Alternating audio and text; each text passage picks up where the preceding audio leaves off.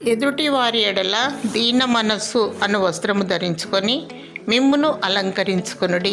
1 పేతురు 5వ అధ్యాయము 5వ వచనం. బైబిల్ నందు 30 రకాల వస్త్రములను గూర్చి మనము చూడగలము. అందులో ప్రతిష్ఠిత వస్త్రాలు, సేవా వస్త్రాలు, రక్షణ వస్త్రాలు, తెల్లని వస్త్రాలు, ప్రకాశమానమైన వస్త్రాలు కలిగి మనము రక్షణ మారు మనస్సు పొంది దినదినము మనం ప్రభు అయిన యేసుక్రీస్తు వారిని వెంబడిస్తూ మనకి మనం తగ్గించుకొని తగు మాత్రం వస్త్రముల చేత మరియు సత్క్రియల చేత అలంకరించుకొనవలెను.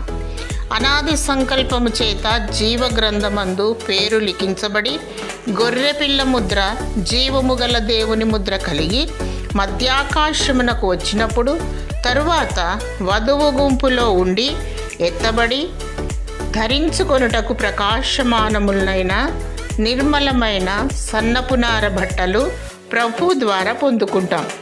దీన మనస్సు అను వస్త్రమును ధరించుకొన్నచో దేవుని దయను పొందెదము. దేవుడు మిమ్ములను లేవనెత్తి దీవించునుగాక.